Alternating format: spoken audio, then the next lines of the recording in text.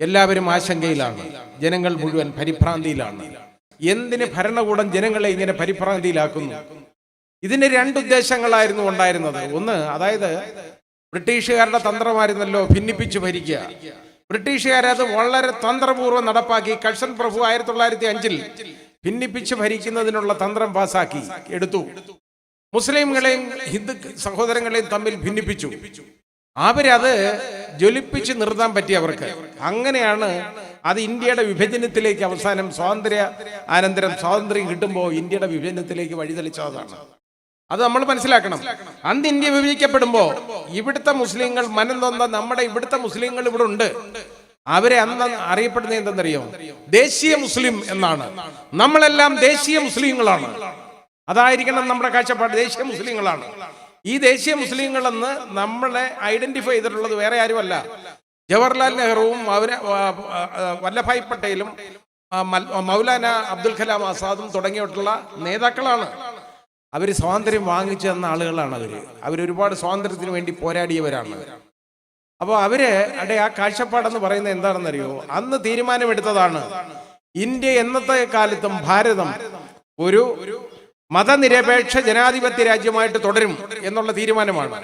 അപ്പൊ നമ്മുടെ രാജ്യത്തിന്റെ അടിസ്ഥാന ശില, രാജ്യത്തിന്റെ അടിസ്ഥാന തത്വം എന്ന് പറയുന്നത് മതനിരപേക്ഷതയാണ്. എന്ന് പറഞ്ഞാൽ എല്ലാ മതങ്ങളെയും ഉൾക്കൊള്ളാനും എല്ലാ മതങ്ങളെയും സ്നേഹിക്കാനും പരസ്പരം എല്ലാവരും സഹോദരങ്ങളായിട്ട് കഴിയാനും ഉള്ള ഒരു കാഴ്ചപ്പാടായിരുന്നു ഉണ്ടായിരുന്നത്. ആ കാഴ്ചപ്പാടിലാണ് ഭാരതം കെട്ടിപ്പടുത്തത്. അപ്പൊ നമ്മുടെ ഭരണഘടന പിന്നീട് വരുന്നു. ഭരണഘടനയുടെ അടിസ്ഥാന തത്വം എന്താണ്? അതും സെക്യുലറിസമാണ്, മതനിരപേക്ഷതയാണ്. അപ്പൊ ഇപ്പൊ പല ആളുകൾക്ക് സംശയം വന്നു തുടങ്ങിയിട്ടുണ്ട്. അതായത് ഈ കുറെ ആളുകളെ കൂലി കൊടുത്താക്കിയിട്ടുണ്ട്. വലിയ അഭിഭാഷകരെന്ന് കരുതുന്ന ചില ആളുകളെ, ഹരീഷ് സാൽവെ പോലുള്ള അഭിഭാഷകനെ കൊണ്ടൊക്കെ അഭിപ്രായം പറയിപ്പിക്കുന്നത്. അത് സർദേശായി ചോദിച്ചപ്പോൾ അദ്ദേഹത്തിന്റെ അഭിപ്രായം, ഭാരതത്തിന്റെ ഭരണഘടനയുടെ അടിസ്ഥാന മൂല്യം മതനിരപേക്ഷതയാണോ എന്ന് ചോദിച്ചപ്പോൾ സംശയമാണ് അദ്ദേഹത്തിന് കേട്ടോ. പെട്ടെന്ന് ഭാരതത്തിന്റെ അടിസ്ഥാന മൂല്യം എന്ന് പറയുന്നത് മതനിരപേക്ഷയാണെങ്കിൽ ഭാരതത്തിന്റെ ഭരണഘടനയുടെ അടിസ്ഥാന മൂല്യം എന്ന് പറയുന്നത് മതനിരപേക്ഷയാണോ അല്ലയോ എന്നുള്ളതിനെ കുറിച്ച് സംശയം വരേണ്ട കാര്യം ആർക്കെങ്കിലും ഉണ്ടോ? അദ്ദേഹത്തിന് വലിയ സംശയമാണ്. അദ്ദേഹം സംശയം തീർത്തുകൊണ്ടിരിക്കുകയാണ്. സംശയം തീർക്കട്ടെ. പക്ഷേ ഇവിടുത്തെ ജനങ്ങൾ ഈ സംശയത്തിന് മറുപടി പറയുന്നു, സംശയം തീർക്കുന്നു. ഈ തടിച്ചുകൂടിയിരിക്കുന്ന ആളുകൾ ഇത് എല്ലാ ജാതി മതത്തിലും പെട്ട ആളുകളാണ്. നമ്മളൊക്കെ ഒന്നാണ്, മനുഷ്യരാണ്. മനുഷ്യരെല്ലാം, മതങ്ങളെന്ന് പറയുന്നത് നമ്മുടെ സ്വകാര്യതകളാണ്. അത് ആത്മീയതയിലേക്കുള്ള വഴിയാണ്. അത് ഓരോരുത്തരുടെയും ഓരോ മതത്തിന്റെയും വിശ്വാസമാണ്. അത് അങ്ങനെ ആയിക്കോട്ടെ, അതിനൊരു പ്രശ്നമില്ല. പക്ഷേ യഥാർത്ഥത്തിൽ നമ്മളെല്ലാം സഹോദരങ്ങളാണ്, ഒരമ്മ പെറ്റ മക്കളാണ് എന്നുള്ളൊരു ധാരണ നമുക്കുണ്ടെങ്കിലുണ്ടല്ലോ, നമ്മുടെ രാജ്യം അങ്ങനെ മുമ്പോട്ട് പോകും. നമ്മുടെ ഭരണഘടന അനുശാസിക്കുന്നത് അതാണ്. ഭരണഘടനയുടെ 51A 51 ക്യാപിറ്റൽ E അതിൽ പറയുന്ന തത്വം അത് തന്നെയാണ്. നാനാജാതി മതസ്ഥരുള്ള ഭാരതം, അതുപോലെ തന്നെ നാനാവിധത്തിലുള്ള ഭാഷകൾ സംസാരിക്കുന്ന ഭാരതം. 900-ൽ പരം ഭാഷകൾ സംസാരിക്കുന്ന നാടാണ് നമ്മുടെ രാജ്യം. 900-ൽ പരം ഭാഷ സംസാരിക്കുന്ന ആളുകൾ ഒരുമിച്ച് താമസിക്കുന്നു. അതുപോലെ നാനാജാതി മതസ്ഥരായിട്ടുള്ള ആളുകൾ ഒരുമിച്ച് താമസിക്കുന്നു. ഇത്രയും മതവൈവിധ്യവും ഇത്രയും ഭാഷാ വൈവിധ്യവും ഉള്ള രാജ്യം ലോകത്ത് വേറെയില്ല. അങ്ങനെയുള്ളപ്പോ ഈ രാജ്യം എങ്ങനെ മുമ്പോട്ട് പോകണം എന്ന് നമ്മുടെ ഭരണഘടന 51 ക്യാപിറ്റൽ AEയിൽ പറയുന്നു. അത് പൊതുവായ സാഹോദര്യത്തിലൂടെ മാത്രമേ മുന്നോട്ട് പോവുള്ളൂ എന്നാണ് ഭരണഘടന പറയുന്ന കോമൺ ബ്രദർഹുഡ്. ആ കോമൺ ബ്രദർഹുഡ്, പൊതുവായ സാഹോദര്യം, അതാണ് നമ്മൾ ഇന്ന് തെരുവിൽ കാണുന്നത്. അതാണ് നമ്മൾ യഥാർത്ഥത്തിൽ കാണുന്നത്. ആ സാഹോദര്യം ഇവിടെ വിളിച്ചു പറഞ്ഞു, ഇത് നിങ്ങൾക്കാർക്കും ഉള്ളതല്ലോ, നിങ്ങളൊക്കെ എന്തിനാ സമരത്തിന് ഇറങ്ങുന്നത്? എൻ്റെ അടുത്തൊരു വലിയ ഒരാൾ ഒരുപാട് പേരെ കൊണ്ട് എന്നെ വിളിപ്പിച്ചിട്ടുണ്ട് കേട്ടോ, എന്നെ ബോധവൽക്കരിക്കാൻ നോക്കിയിട്ട് ഇപ്പൊ ആ ശ്രമം അങ്ങ് നിർത്തി. കാരണം ഞാൻ നന്നാവുന്നില്ല എന്ന് അവർക്ക് മനസ്സിലായി. കാരണം ഇത് നല്ലതാണെന്ന് എന്നെ ബോധ്യപ്പെടുത്താൻ കുറെ ശ്രമങ്ങൾ നടത്തി നോക്കി. വലിയ വലിയ ആൾക്കാരാണ് വിളിച്ചത്. എന്താണ് പ്രശ്നം? ഒരു പ്രശ്നമില്ലല്ലോ. ഇതിലെ മുസ്ലിങ്ങൾക്ക് എന്താ പ്രശ്നം? ഒരാൾ ചോദിച്ചാണ്. ഞാൻ പറഞ്ഞു, മുസ്ലിങ്ങൾക്ക് ഇപ്പൊ പ്രശ്നമൊന്നുമില്ല, പക്ഷെ പ്രശ്നം ഉടനെ ഉണ്ടാവും. അല്ല, ഇവിടുത്തെ പൗരന്മാർക്ക് എന്തെങ്കിലും പ്രശ്നം ഉണ്ടാവും? ഞാൻ പറഞ്ഞു, ഇപ്പൊ ഇത് കണ്ടാൽ കുഴപ്പമൊന്നും വരത്തില്ല, പക്ഷെ ഇവിടുത്തെ പൗരന്മാർക്ക് യഥാർത്ഥത്തിൽ പ്രശ്നം വരും. എല്ലാ വിദേശ രാജ്യങ്ങളും അവിടുത്തെ പൗരന്മാർക്ക് പറഞ്ഞേക്കുന്ന അങ്ങോട്ട് പോകണ്ട, ടൂറിസം, നിങ്ങൾ എവിടെങ്കിലും സന്ദർശിക്കാൻ പോകേണ്ട കാര്യമില്ല, പോകാൻ പാടില്ല, കാരണം ഇവിടെ നടക്കുന്ന ബഹളമാണ്. ഇതാണ് കാര്യം. ഇത് ഈ രീതിയിലുള്ള കാഴ്ചപ്പാട് നമ്മളൊന്ന് ആലോചിച്ച് നോക്കിയുള്ളൂ. ജനങ്ങളെ അകറ്റാൻ എങ്ങനെയൊക്കെ മാനസികമായിട്ട് പരസ്പരം അകറ്റാം മതത്തിന്റെ പേരിൽ എന്നുള്ളത് പണിഞ്ഞു നോക്കിയില്ലേ?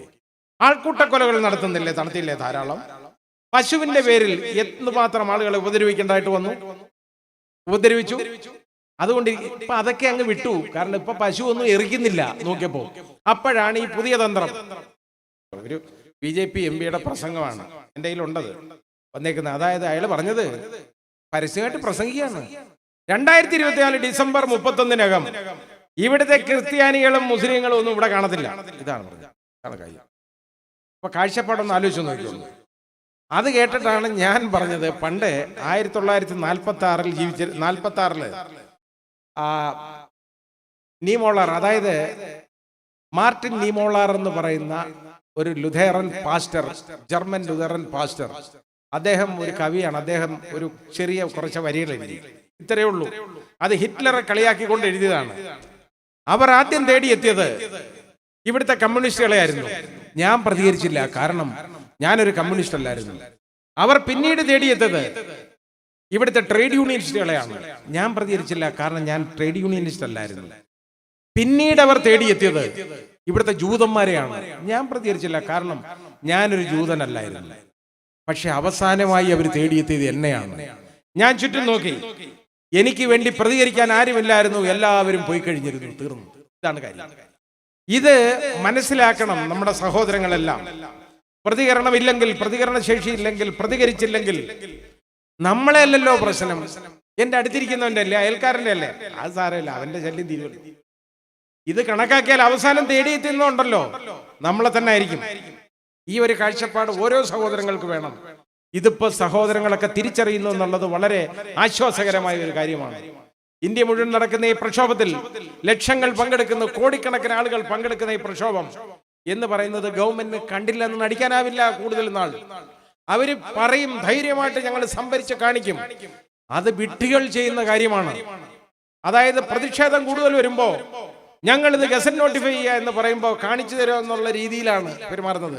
അത് ബോധമുള്ള ആളുകൾ ചെയ്യുന്നതല്ല, പ്രവൃത്തിയല്ല. നമ്മൾ തിരിച്ചറിയണം. ഭീരുക്കൾ ചെയ്യുന്ന കാര്യമാണ് അതൊക്കെ. അതുകൊണ്ടൊന്നും പരാജയപ്പെടാൻ പാടില്ല ജനങ്ങളുടെ അവകാശങ്ങൾ. ഇത് അവകാശം എന്ന് പറയുന്നത് വേറെ ഒന്നും പിടിച്ചു പറ്റാനല്ല, ഭരണഘടനാപരമായ അവകാശങ്ങൾ നിലനിർത്തുകയാണ്, ഒന്നും വാങ്ങിക്കാനല്ല. ഇന്ത്യൻ ഭരണഘടന സംരക്ഷിക്കാനാണ്. ഇന്ത്യയുടെ ഭാരതത്തിന്റെ അഖണ്ഡ ഭാരതം എന്നുള്ള പേര് നശിക്കാതിരിക്കാൻ വേണ്ടിയാണ്. അതെന്നും ഒറ്റക്കെട്ടായിട്ട് ഇന്ത്യൻ യൂണിയൻ ഒന്നായിട്ട് തുടരേണ്ടതിന് വേണ്ടിയാണ്. ഈ ഒരു കാഴ്ചപ്പാടിന് വേണ്ടിയുള്ള ഒരു സമരം, അതിജീവനത്തിന് വേണ്ടിയുള്ള ഒരു സമരമാണിത്. ഇത് തോക്കുകയല്ല ഒരിക്കലും. നമ്മൾ വേണം, പരാജയപ്പെടുന്ന പ്രശ്നമില്ല.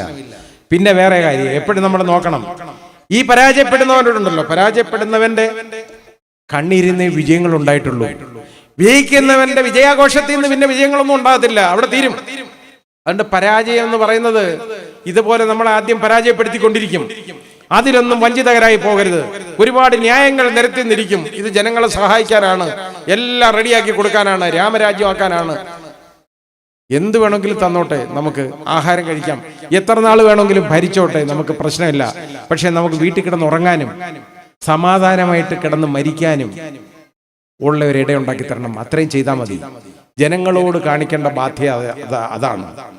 ഇതുകൊണ്ട് ഇതിന് വളരെ, അതായത് ജനവിരുദ്ധമായ, ഭരണഘടനാ വിരുദ്ധമായ കാര്യങ്ങളാണ് ഇതിലുള്ളതെല്ലാം.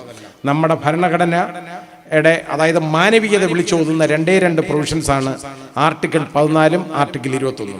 ആ 14 അനുസരിച്ച് എല്ലാ വ്യക്തികൾക്കും നിയമത്തിന്റെ, നമ്മുടെ രാജ്യത്ത്, നമ്മുടെ മണ്ണിൽ, അതായത് സോയിൽ, നമ്മുടെ മണ്ണിൽ എല്ലാ വ്യക്തികൾക്കും, പൗരന്മാർക്കല്ല, എല്ലാ വ്യക്തികൾക്കും, അതായത് നിയമത്തിന്റെ മുൻപിൽ തുല്യതയും നിയമത്തിന്റെ തുല്യ പരിരക്ഷയ്ക്കും അവകാശമുണ്ട്.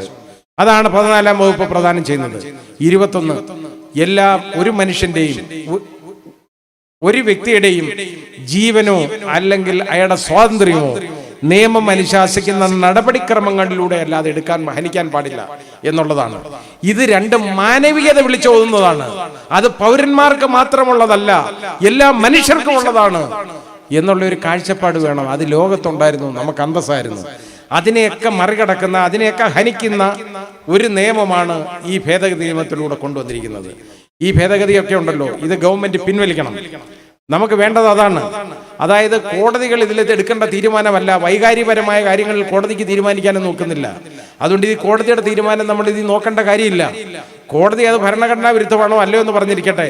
ഭരണഘടനാ വിരുദ്ധമാണെന്ന് പറഞ്ഞാലും അല്ലെങ്കിലും ഗവൺമെന്റ്, ഭരണകൂടം ഇത് പിൻവലിക്കണം. കാരണം ഭരണകൂടമാണ് ഈ മതനിരപേക്ഷത, നമ്മുടെ ആ അന്തസ്സുണ്ടല്ലോ, അന്തസ് പാലിക്കാൻ, നമ്മുടെ വൈകാരികമായ നമ്മുടെ പ്രശ്നങ്ങൾ തീർക്കാൻ ഇടപെടേണ്ടത് ഭരണകൂടങ്ങളാണ്.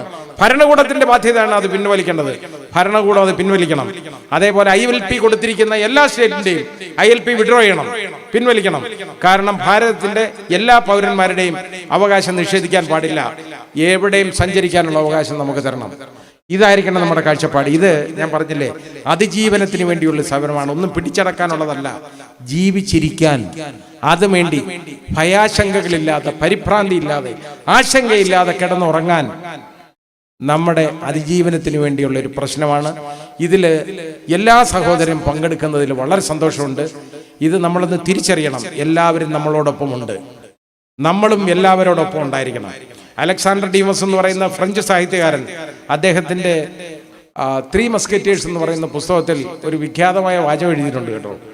1 for all, all for one and all for all എന്ന് പറഞ്ഞാൽ ഒരാൾ എല്ലാവർക്കും വേണ്ടി. ഒരാൾക്ക് ഒരാൾ കാര്യം ഉണ്ടെങ്കിൽ, ഒരു ബുദ്ധിമുട്ടുണ്ടെങ്കിൽ, അല്ലെങ്കിൽ ഒരാൾക്ക് എന്തെങ്കിലും ഉണ്ട് ബാക്കിയുള്ളവർ ബുദ്ധിമുട്ടുന്നുണ്ടെങ്കിൽ അത് എല്ലാവർക്കും വേണ്ടി ആയിരിക്കണം. എല്ലാവരും ഒരാൾക്ക് വേണ്ടി, എല്ലാവരും എല്ലാവർക്കും വേണ്ടി എന്നാവണം. നമ്മൾ എല്ലാവരും നമ്മുടെ സഹോദരങ്ങളാണ്, അടുത്തിരിക്കുന്നതെല്ലാം എൻ്റെ സഹോദരനും സഹോദരിയുമാണ് എന്നൊരു കാഴ്ചപ്പാട് വേണം. ആ സാഹോദര്യം ഉണ്ടല്ലോ, അതാണ് മനസ്സിൽ വേണ്ടത്. ആ സാഹോദര്യം ഉണ്ടെങ്കിൽ പ്രശ്നങ്ങളൊന്നും ഉണ്ടാവുന്നില്ല. ഇവർക്കൊന്നും മുസ്ലിങ്ങളുടെ അടുത്ത് വൈരാഗ്യം ഉണ്ടായതുകൊണ്ടൊന്നും അല്ല കാര്യം. ഇത് വേറെ ഒരു പ്രത്യയശാസ്ത്രത്തിന്റെ ഭാഗമാണ്.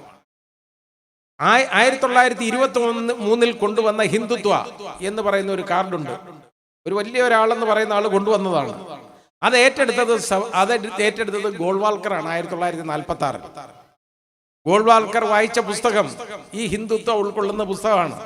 എന്നിട്ട് അയാൾ പ്രഖ്യാപിച്ചു, ഇവിടുത്തെ ന്യൂനപക്ഷങ്ങൾക്ക് ഇവിടുത്തെ ഭൂരിപക്ഷങ്ങളുടെ കീഴിൽ പ്രത്യേകിച്ച് യാതൊരു അധിക അവകാശങ്ങളും ഇല്ലാതെ കഴിയാം തീരുമാനിച്ചു. ഈ ന്യൂനപക്ഷങ്ങൾ എന്ന് പറഞ്ഞാൽ ആരാണെന്ന് വിചാരിച്ചു? ഇത് മുസ്ലിങ്ങളും ക്രിസ്ത്യാനികളും മാത്രമല്ല. അവര് പറയുന്ന ഈ ന്യൂനപക്ഷം എന്ന് പറയുന്നത് ഇതിലെ വരേണ്യ, അതായത് നോക്കിക്കോളൂ, ബ്രാഹ്മണ്യത്തിൽ നിന്ന് താഴോട്ടുള്ള ആളുകളൊക്കെയാണ് ന്യൂനപക്ഷങ്ങൾ എന്ന് പറയുന്നത്. അവർക്ക് പൗരത്വം പോലും ഇല്ലാതെ, പ്രത്യേക അവകാശങ്ങളൊന്നുമില്ലാതെ എന്ന് പറഞ്ഞാൽ എന്താണ്? അവർക്ക് വോട്ടവകാശം ഇല്ല, തൊഴിലിന് അവകാശം ഇല്ല, അവർക്ക് സ്വത്തിന് അവകാശമില്ല, ഒന്നും ഒരു പ്രത്യേക യാതൊരു അവകാശങ്ങളും ഇല്ലാതെ ഇവിടെ കഴിയാം എന്നുള്ളതാണ്. ഇങ്ങനെ ആളുകളെ പീഡിപ്പിക്കുന്ന ഒരു സ്ഥലം മാത്രമേ ഉള്ളൂ. ഇത് അറിഞ്ഞുകൊണ്ട് തന്നെ ചെയ്തേക്കാണ്, അല്ലാതെ വേറെ ഒന്നും അല്ല. ഈ കാര്യത്തിൽ ബോധമില്ലാതൊന്നും ചെയ്യുന്നൊന്നും അല്ല. നമുക്കങ്ങനെ തോന്നുവാണെന്ന്.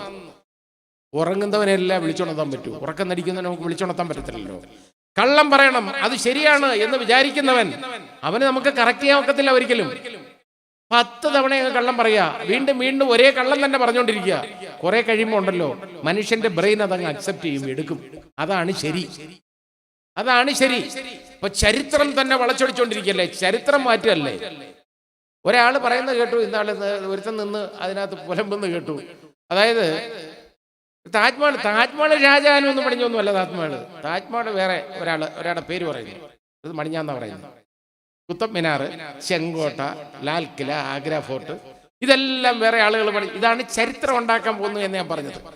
ചരിത്രം നിർമ്മിക്കപ്പെടാൻ പോവുകയാണ്. ഇവർക്ക് എന്ത് ചെയ്യാം? ആ കാഴ്ചപ്പാടിലൂടെയാണ് മാർഗീയ ഭൂരിപക്ഷം കൊടുത്ത ജയിപ്പിച്ച ജനങ്ങൾ അവരനുഭവിക്കും. ഇതാണ് കാര്യം.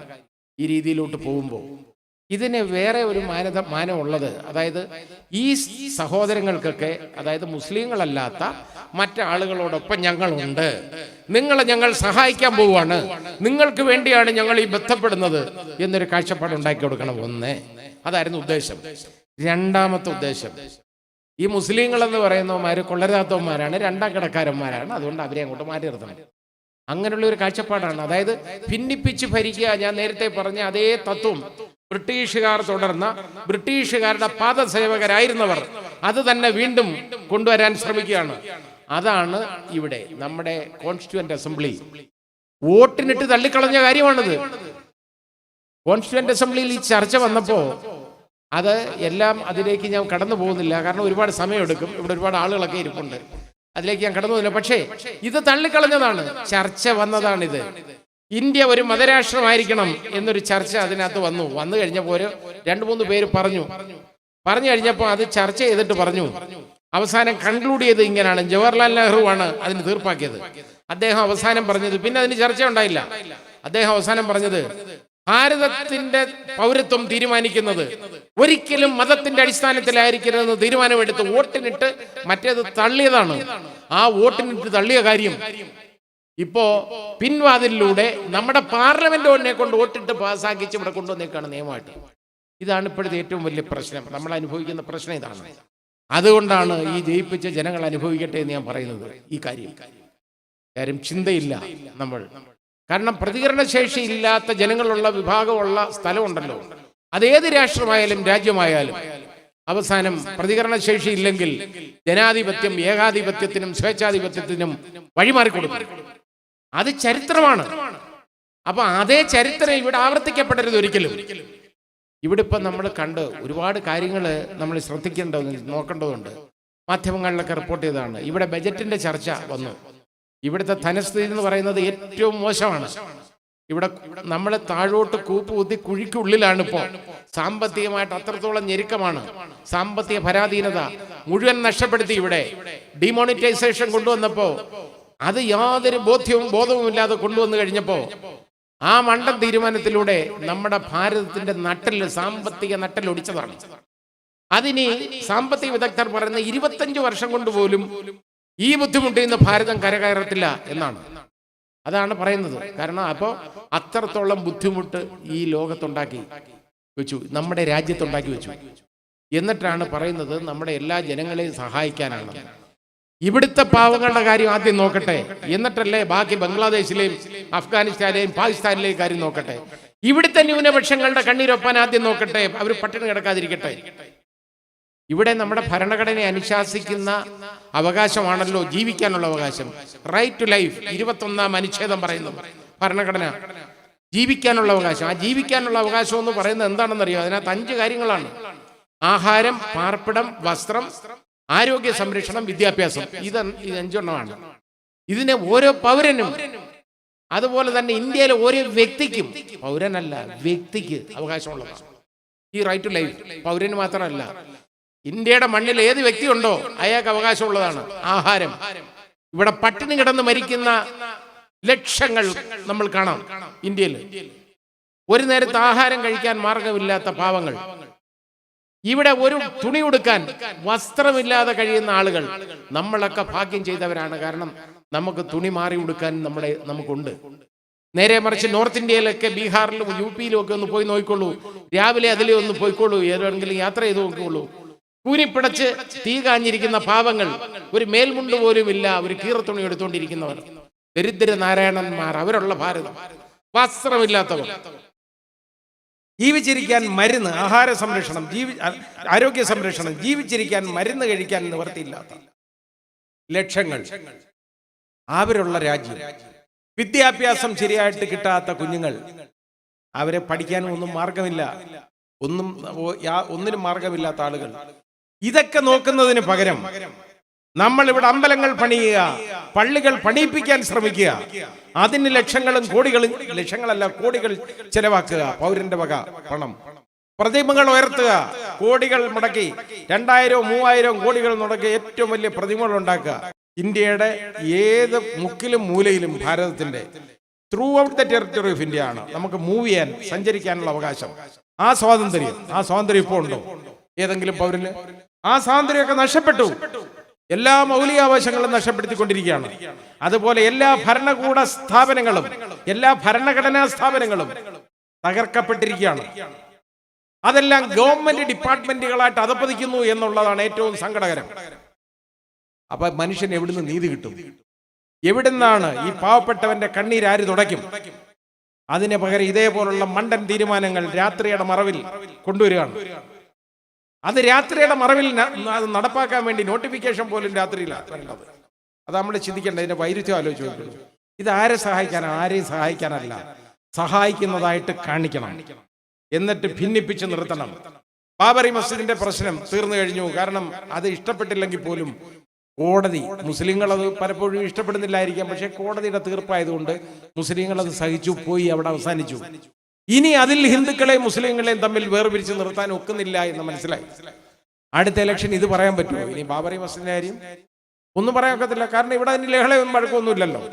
ആ കാര്യം തീർന്നതാണ്, അത് പോയി, അത് അങ്ങ് കളഞ്ഞേക്കണം. ഇനി അടുത്തത് ഓരോന്ന് കൊണ്ടുവരികയാണ്. അതുപോലെ മുത്തലാഖ് ബില്ല് നിങ്ങളൊന്ന് ആലോചിച്ച് നോക്കുള്ളൂ. സുപ്രീം കോടതി പറഞ്ഞു മുത്തലാഖിനെ സംബന്ധിച്ചിടത്തോളം മുത്തലാഖ് വിലയില്ലാത്തതാണെന്നും അനിസ്ലാമികമാണെന്നും ഖുറാനിക്കല്ലെന്നും അതേപോലെ തന്നെ മുത്തലാഖ് മൂലം വിവാഹബന്ധം വേർപെടില്ല എന്നും സുപ്രീം കോടതി കണ്ടു.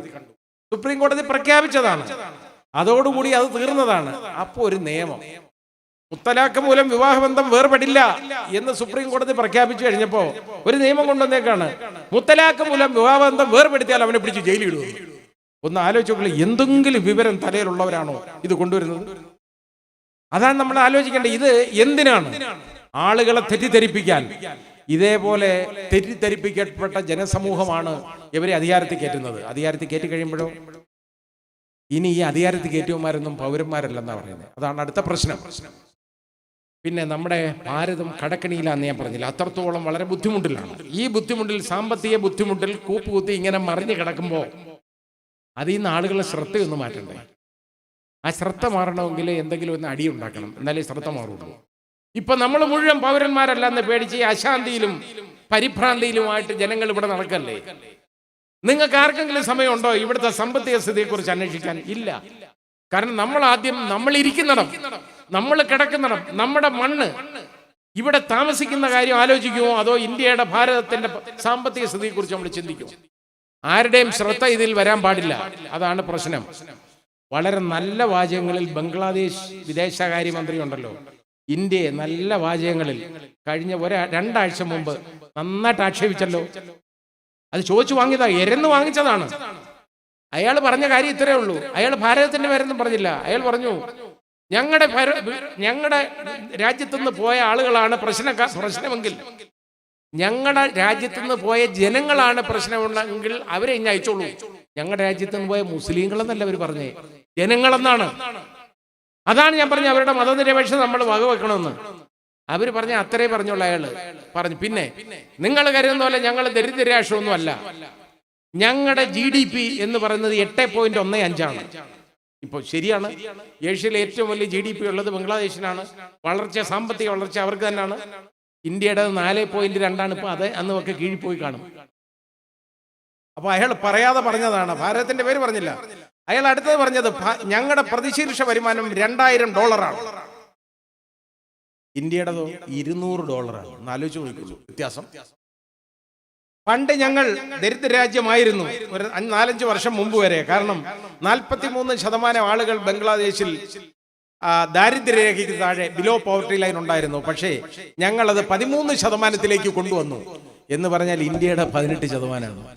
ഇതിൽ കൂടുതൽ ആക്ഷേപിക്കേണ്ട വല്ല കാര്യമുണ്ടോ? അവരെ ബംഗ്ലാദേശിനെ പറഞ്ഞ് ചോദിച്ചു വാങ്ങിച്ചാണ്. ഇതുപോലാണ് ഓരോ രാഷ്ട്രങ്ങളിലും നമ്മളെ കാണുന്നതെന്ന്. മുമ്പ് നമുക്ക് ഭാരതീയ പൗരൻ എന്ന് പറഞ്ഞാൽ ലോകത്തെ ഏറ്റവും വലിയ ജനാധിപത്യ രാജ്യം, അതുപോലെ തന്നെ ലോകത്തെ ഏറ്റവും വലിയ മതനിരപേക്ഷ രാജ്യം എന്നുള്ള ഒരു ഖ്യാതി കൊണ്ട് നമുക്ക് ആ ഒരു അന്തസ്സുണ്ടായിരുന്നു നമുക്ക്. ഇന്ന് അതെല്ലാം കൈമോശം വന്നില്ലേ? സാഹോദര്യത്തെക്കുറിച്ച് പറയുമ്പോൾ ഞാൻ സാധാരണ പറയാറുള്ള ഒരു ചെറിയ ഇല്ലസ്ട്രേഷൻ പറഞ്ഞിട്ട് ഞാൻ നിർത്തുകയാണ്. വാങ്ങി വിളിക്കാൻ സമയം തോന്നുന്നു കേട്ടോ, അതുകൊണ്ടാണ് പെട്ടെന്ന് നിർത്തിയേക്കാം. അതായത് ലിയോ ടോൾസ്റ്റോയ്, മഹാനായ ഫ്രഞ്ച് സാഹിത്യകാരൻ, അദ്ദേഹത്തിന്റെ ജീവിതത്തിൽ ഉണ്ടായ ഒരു അനുഭവം ഉണ്ടല്ലോ, ഒരു ചെറുകഥാ രൂപത്തിൽ അദ്ദേഹം എഴുതിയിട്ടുണ്ട്. ടോൾസ്റ്റോയ് ഒരു ദിവസം മോസ്കോയിലെ തണുത്ത പ്രഭാതത്തിൽ നടക്കാനിറങ്ങാണ്. അദ്ദേഹം തെർമൽ വെയർ, ചൂടുള്ള വസ്ത്രങ്ങൾ ഇട്ടിട്ടുണ്ട്, അതിന്റെ മേളിൽ കോട്ടുകൾ അണിഞ്ഞിട്ടുണ്ട്, എല്ലാം കൊണ്ട് ഇറങ്ങി റോഡിലേക്ക്, തെരുവിലേക്ക് ഇറങ്ങുമ്പോൾ കാണുന്ന കാഴ്ച വളരെ ദയനീയമായ ഒരു കാഴ്ചയാണ്. ഒരു ഭിക്ഷക്കാരൻ എഴിഞ്ഞു വരുന്നു കേട്ടോ, ഒരു യാചകൻ എഴിഞ്ഞു വരിക എന്ന് പറഞ്ഞാൽ ഒരു കാലേ ഉള്ളൂ, ഒരു കാല് മുറിച്ചു മാറ്റപ്പെട്ടതാണ്, ക്രച്ചസ് വാങ്ങാൻ പോലും നിവൃത്തിയില്ലാത്ത ഒരു മനുഷ്യൻ. അയാൾ എഴിഞ്ഞു വന്നപ്പോൾ അയാളുടെ കീഴ്പ്പറഞ്ഞ വസ്ത്രം, ദേഹമാസകലം വ്രണം. അയാൾ ടോൾസ്റ്റോയുടെ മുമ്പിൽ വന്ന് കൈ നീട്ടി. ടോൾസ്റ്റോയുടെ മനസ്സലിഞ്ഞു. ഭിക്ഷയാഴ്ചയാണ്. കോട്ടിലെ പോക്കറ്റ് എല്ലാം തപ്പി നോക്കി, പക്ഷേ നടക്കാനിറങ്ങിയതല്ലേ, ഒരു നാണയത്തൂട്ട് പോലും അദ്ദേഹത്തിന്റെ കയ്യിലില്ല. ഇളിഭ്യനായി നിരാശനായി ടോൾസ്റ്റോയ് ഈ മനുഷ്യന്റെ അടുത്ത് പറഞ്ഞു, സഹോദര എനിക്ക് നിങ്ങളെ സഹായിക്കണമെന്നുണ്ട്, പക്ഷേ എൻ്റെ കയ്യിൽ പണമൊന്നുമില്ല, ഞാനൊന്നും എടുത്തില്ല. ആ യാചകൻ പറഞ്ഞ മറുപടിയാണ് അദ്ദേഹത്തെ അത്ഭുതപ്പെടുത്തിയത്. അതിന് നിങ്ങളെല്ലാം എനിക്ക് തന്നില്ലേ? അല്ല, ഞാനൊന്നും തന്നില്ലല്ലോ, എൻ്റെ കയ്യിൽ ഒന്നും ഇല്ലാതാ തരാഞ്ഞത്. അല്ല, നിങ്ങളെല്ലാം എനിക്ക് തന്നല്ലോ, നിങ്ങൾ എന്നെ സഹോദര എന്ന് വിളിച്ചില്ലേ? ഈ ലോകത്ത് എന്നെ സഹോദര എന്ന് വിളിക്കാൻ എനിക്ക് ആരുമില്ല. അപ്പൊ ആ സഹോദര എന്നുള്ള ആ വിളിയുണ്ടല്ലോ, സംബോധന, അതിൽ മാത്രം ആ യാചകൻ അയാളുടെ ദുഃഖങ്ങൾ, വൈകല്യം, അയാളുടെ ബുദ്ധിമുട്ടുകൾ, സങ്കടം, അസുഖം, പട്ടിണി, ഇതെല്ലാം അയാൾ മറന്നതാണ്. അത് നമ്മുടെ ഉള്ളിൽ നിന്ന് വരണം. അതാണ് ഞാൻ പറഞ്ഞത്, ആ സാഹോദര്യമാണ് നമുക്ക് വേണ്ടത്. നമ്മൾ എല്ലാവരുടെയും ആഘോഷങ്ങൾ, ഇവിടുത്തെ ഓണം, ദീപാവലി, അതേപോലെ തന്നെ പെരുന്നാൾ, ക്രിസ്മസ്, ഇതെല്ലാം എല്ലാവരുടേതുമായിരിക്കണം. ഒരു വിഭാഗത്തിൻ്റെതല്ല, എല്ലാ മനുഷ്യരുടെയും, നമ്മുടേത്. എല്ലാ ആരാധനാലയങ്ങളും എല്ലാവരുടേതുമായിരിക്കണം. എല്ലാം സംരക്ഷിക്കപ്പെടണം. ആ ഒരു കാഴ്ചപ്പാട് നമുക്കുണ്ടെങ്കിൽ ഏത് ശക്തിക്ക് നമ്മളെ പിരിക്കാൻ പറ്റും, അകറ്റാൻ പറ്റും. അതായിരിക്കണം നമ്മുടെ കാഴ്ചപ്പാട്. ഈ കാഴ്ചപ്പാടോടുകൂടി നമുക്ക് മുമ്പോട്ട് പോകാം. മുമ്പോട്ട് പോയാലുണ്ടല്ലോ ഈ ബലമുണ്ട്. ഒരു ഭരണകൂടത്തിനും ഇതുപോലെ ജനങ്ങൾ തെരുവിലിറങ്ങിയാൽ പിടിച്ചു നിൽക്കാൻ പറ്റത്തില്ല. പിന്നെ കൂടുതൽ ആൾ അത് നമ്മൾ മനസ്സിലാക്കണം, തിരിച്ചറിയണം. ആ ഒരു തിരിച്ചറിവോടുകൂടി മുമ്പോട്ട് പോകുക. പ്രശ്നങ്ങളും വഴക്കുകളും ഒന്നും വേണ്ട. പിന്നെ നമുക്കിതിനെ എതിർക്കാൻ അവകാശം ഉള്ളതുപോലെ മറ്റാളുകൾക്ക് ഇതിന്റെ ഒരു ചെറിയ പക്ഷത്തിനെങ്കിലും ഇതിനെ അനുകൂലിക്കാനുമുള്ള അവകാശമുണ്ട്. അത് നമ്മുടെ ഭരണഘടനയുടെയാണ്. അത് അവരുടെ ന്യായമായ അവകാശമാണ്. നമ്മൾ അതിനെ ഹനിക്കാൻ പോകരുത്. ആ പാവങ്ങൾ തിരിച്ചറിവ് വരുമ്പോ അവര് നമ്മളോടൊപ്പം വന്ന് ചേരും. അത് മതി നമുക്ക്. അങ്ങനെ ആയിരിക്കണം നമ്മുടെ കാഴ്ചപ്പാട്. അതുകൊണ്ട് ആരെയും ആക്ഷേപിക്കരുത്, ആരെയും ഒരു പ്രശ്നങ്ങളും ഈ സംഘികൾ എന്നുള്ള വാക്കുകളൊന്നും നമ്മൾ ഉപയോഗിക്കരുത്. നമുക്കതിന്റെ ആവശ്യമില്ല. നമ്മുടെ സഹോദരങ്ങളാണ് അവരും. അവരിപ്പോ തെറ്റിപ്പോയവരാണ്. അവര് ഇതിന്റെ പുറയിൽ ഞാൻ പറഞ്ഞില്ലേ, ആടിനെ കുഴ കാണിച്ചു കൊണ്ടുപോകുന്ന അവരെ കൊണ്ടുപോവാണ്. അവർ തെറ്റിദ്ധരിപ്പിക്കപ്പെട്ട സമൂഹമാണ്. അവർ തിരിച്ചു വരും. അപ്പൊ നമ്മുടെ സഹോദരങ്ങൾ അല്ലാതാവത്തില്ലല്ലോ അവര്. അപ്പൊ അവര് നമ്മുടെ സഹോദരങ്ങളാണെന്നുള്ള കാഴ്ചപ്പാട് വേണം. അവര് നമ്മളെ കുറിച്ച് എന്തോ പറഞ്ഞോട്ടെ, ആക്ഷേപിച്ചോട്ടെ, അതിന് പ്രതികരിക്കാനുള്ള സമയമല്ല ഇത്. നമുക്ക് നമ്മുടെ അതിജീവനത്തിന്റെ പ്രശ്നമാണ്, അല്ലാതെ അവരുടെ അതിന് മറുപടി പറയാനുള്ള സമയമൊന്നും അല്ല ഇത്. ആ ഒരു കാഴ്ചപ്പാടോടുകൂടി നമുക്ക് മുമ്പോട്ട് പോകാം.